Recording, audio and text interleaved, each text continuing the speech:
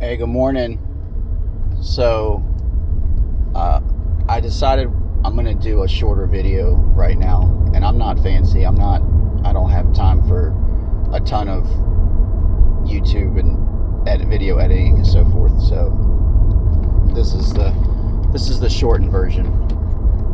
But I wanted to explain what we're doing because I put out a video originally on YouTube and Facebook and so forth explaining what we're doing, but it was about 56 minutes long, and I recognize that everybody doesn't have that much time to watch a video. So this is the shortened version of what this Yamahoman project is.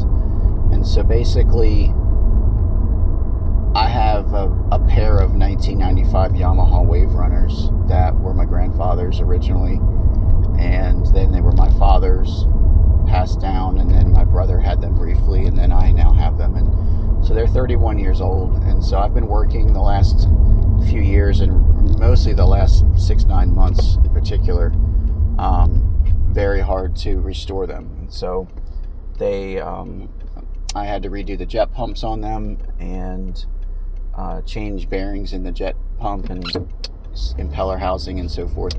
So it was a lot of work. It was fun. It was very rewarding to actually be able to do something like that right.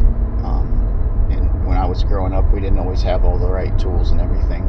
But to be able to get a hydraulic press from Freight Harbor and do all that work myself was very rewarding.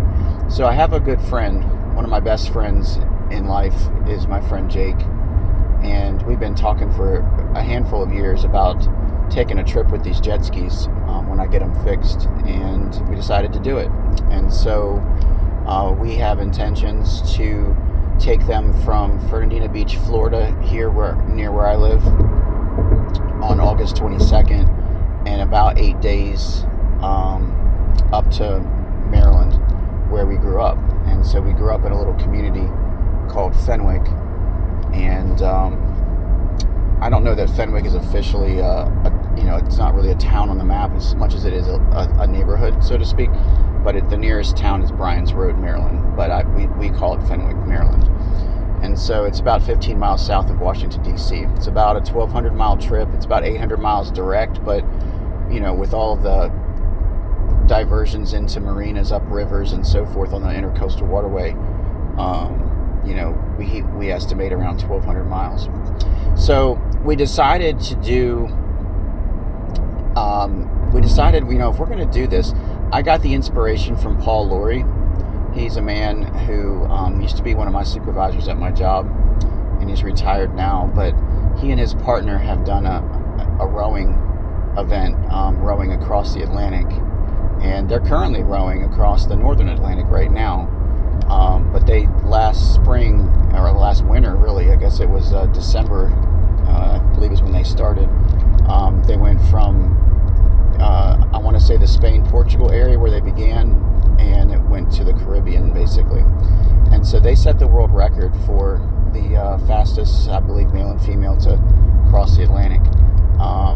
And so I was kind of inspired with, he did a charity component with his trip, and so they've been pushing that and so forth. And I thought, you know what, why not? I mean, why not make something that you're doing that you enjoy productive and beneficial to others? And so Jake and I decided to do a charity fundraiser with our trip for an organization called Active Minds. And it's a mental health organization based in Washington, D.C.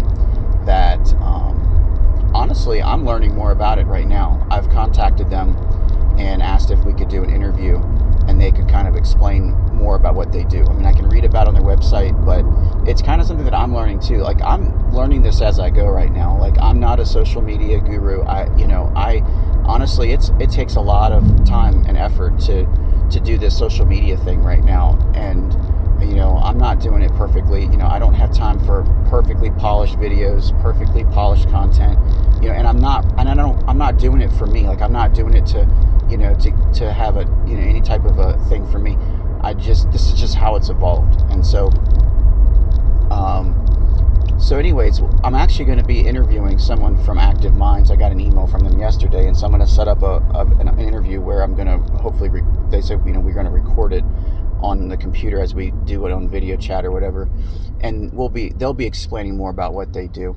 So additionally, what Jake and I thought about as we decided that we wanted to do a charity component is I also thought about the fact that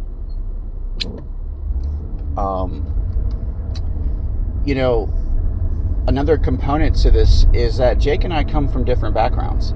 And so he grew up with a more progressive leaning liberal background from his parents, and I had a more conservative right background, and neither of us are 100% the same from our childhood either, and so forth. And I don't want to discuss any of our personal political thoughts or beliefs about anything, but the point is that Jake and I don't agree on everything, and we may discuss some of that openly on our content as we do this trip.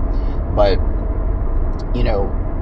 we have different beliefs about some of these social political issues at times, and but we still get along, and we still love each other, and we still care about each other, and we can still go join together in unity doing something for a common purpose. And so that's a theme that I picked up on as I've been starting this project, and I think that's a message that matters right now, and I think that's a good thing that we could put out there as an example to people, to show them that we need this right now. We need people to learn to listen to each other. That is one of the greatest problems we have in our culture, is the inability for people to listen to each other about their perspectives. And it's true for me too. I struggle with that at times, and we all need to be aware of that, because, and this is going to get a little bit I don't know if you want to say philosophical, but communication is one of the interesting things about how we do communication is really important. And what we're doing with language when we're speaking with each other is we're trying to convey a thought or a feeling that we have inside of us, and that feeling and that thought is kind of like a thing. It exists, it's there, but you don't know how to convey that to somebody else. And so it's our words, it's our language that we use to speak with one another, to share what's inside of us and convey it to them. And if we could do that perfectly and well, then, and the other person receive that and go, oh wow, like that's how you feel. And so the English language has a massive amount of word choices available, different senses of terms and so forth that we can use. And we got to be careful with our language, as we're discussing things. We got to be careful and listen and try to understand each other and have empathy and so forth. So it's something that's been a theme in my life, in my personal life. It's just this concept of listening to each other, of unity, because our culture and our society is got some difficulties in that arena. And so we're going to have this unity component in our project. So I decided, as we were doing this, I just figured, if we do any future trips down the road, it'd probably be good to just go ahead and set up some social media. And so I decided, it was my younger brother, who said, you should call it Yamahoman, because we have the Yamaha WaveRunners, and my last name is Homan. And so, by the way, Tom Homan, Department of Homeland Security, I want to let you know that I was the original at my job. I'm an air traffic controller, and my nickname is the Department of Homeland Security. And I won't say why right now, but nonetheless, I was the OG Department of Homeland Security, just so you know.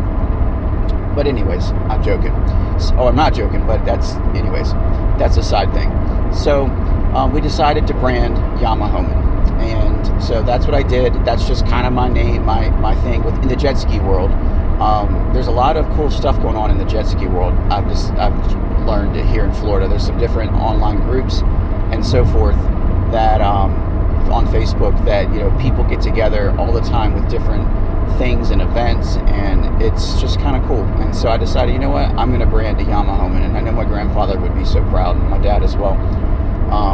They're both not here anymore. So that's the project. That's what we're doing, and that's shortened up by about 45 minutes. So anyways, thank you. Y'all take care.